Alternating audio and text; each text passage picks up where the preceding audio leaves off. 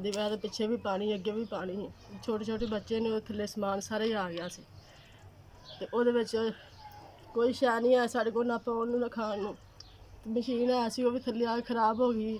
ਉਹਦੇ ਵਿੱਚ ਜੇ ਕੋਈ ਲਾਦਾ ਬੰਦਾ ਸਾਨੂੰ ਕੋਈ ਮਸ਼ੀਨ ਲਿਆ ਦੇ, ਮੈਂ ਆਪਣੇ ਬੱਚਿਆਂ ਦਾ ਆਪਣਾ ਰੋਜ਼ਗਾਰ ਬਣਾ ਲਵਾਂ। ਉਹਦੇ ਵਿੱਚ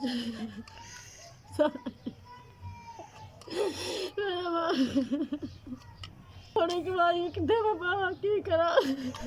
ਸਾਡੀ ਸਰਕਾਰ ਨੇ ਚੱਲਦਾ ਛੋਟੇ ਛੋਟੇ ਬੱਚੇ ਦੇ ਕਿੱਥੋਂ ਲਿਆ ਕੇ ਕੋਈ ਅੱਲਾ ਦਾ ਬੰਦਾ ਸਾਨੂੰ ਕੋਈ ਮਸ਼ੀਨ ਲੈ ਦੇਵੇ, ਉਹਦੇ ਵਿੱਚ ਮੈਂ ਆਪਣਾ ਵੀ ਤੇ ਆਪਣੇ ਬੱਚਿਆਂ ਦਾ ਵੀ ਸਰਕਸ ਚਲਾ ਲਵਾਂ।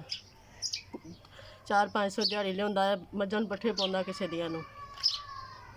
ਨਹੀਂ ਚਲਾਇਆ ਕਰਾਂਗੀ, ਕੋਈ ਥੋੜ੍ਹਾ ਬਹੁਤਾ ਵਧਿਆ ਕਰੇਗਾ, ਅਸੀਂ ਇਹ ਆਪਣੇ ਬੱਚਿਆਂ ਨੂੰ ਆਪਣਾ ਸਰਕਸ ਚਲਾ ਲਵਾਂਗੇ। ਉਹ ਮਸ਼ੀਨ ਨਹੀਂ ਸੀ, ਉਹ ਮੇਰੀ ਦੁਕਾਨਦਾਰੀ ਸੀ, ਮੈਂ ਕਿਸੇ ਦੇ ਵੀ ਕੱਪੜੇ ਸੀਨੀ ਹਾਂ, ਆਪਣੇ ਵੀ ਸੀਨੀ ਹਾਂ।